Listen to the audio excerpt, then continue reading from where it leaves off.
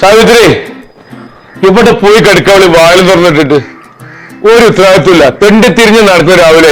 സാവിത്രിയെ, മനുഷ്യ, ഞാൻ ഇവിടെ തന്നെ ഉണ്ട്. ഞാനൊന്ന് അങ്ങോട്ടോ ഇങ്ങോട്ടോ ഇറങ്ങ. സാവിത്രി, സാവിത്രി, എന്താ നിങ്ങക്ക് വേണ്ടത്? എവിടെ പോയി കിടക്കേ? ഈ വാലൊക്കെ തുറന്നിട്ടിട്ട് ആരെയും ഉള്ളിൽ കയറി അറിയോ? കള്ളന്മാരെ ശല്യമുള്ള അപ്പോ എത്ര പ്രാവശ്യം പറയണത്? ഞാൻ ആ സൂറാബിന്റെ വീട് വരെ ഒന്ന് പോയതാ. മോളെ ഇന്നലെ വൈകുന്നേരം ഇങ്ങോട്ട് കൊണ്ടുവന്നാക്കിയാണ്. എന്തൊക്കെ പ്രശ്നമായിട്ട്. നേരം വെളുത്താ എനിക്ക് അയലക്കത്തെ 10 വീട്ടിലെ കാര്യം അറിയാൻ ഞാൻ എനിക്ക് ഉറക്കു വരൂല.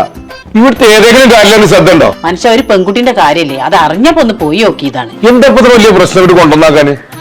ഇപ്പൊ എന്താ അറിഞ്ഞ്? ഞാൻ എവിടെങ്കിലും പോയി എന്നാലേ എല്ലാം നിങ്ങൾക്ക് അറിയണം.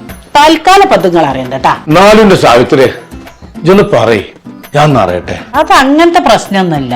രാഷ്ട്രീയ വൈരാഗ്യം കൊണ്ട് കൊണ്ടുവന്നാക്കിയതാ. ആ കുട്ടീന്റെ അവിടെ ഇരുന്ന് അങ്ങനെ കരയാണ്. അതിനിപ്പോ സൂറാബിന്റെ മകളുടെ സ്ഥാനാർത്ഥിയായിരുന്നു. രാഷ്ട്രീയം കൊണ്ടൊക്കെ വരാന്നറിയാം. ആ കുട്ടി സ്ഥാനാർത്ഥിയായി നിന്നിട്ടൊന്നുമില്ല. ആ കുട്ടിന്റെ ഭർത്താവിന്റെ എളാപ്പിയും ആ കുട്ടിന്റെ അമ്മോനാണ് സ്ഥാനാർത്ഥിയായി നിന്നത്. അതിലിപ്പോ എളാപ്പ തോറ്റുകണ്. ഇവിടെ അമ്മോങ്കാക ജയിച്ചും ചെയ്തു. അതുകൊണ്ടാണ് പല പ്രശ്നം ഉണ്ടായത്. അങ്ങനെ കൊണ്ടുവന്നാക്കിയതാണ്. ഭർത്താവിനോട് കുഴപ്പമൊന്നുമില്ലല്ലോ. അത് രാഷ്ട്രീയ പ്രശ്നമല്ലേ? കണ്ടീഷൻ കഴിയുമ്പോഴേ ഓര് കൊണ്ടേക്കോളും.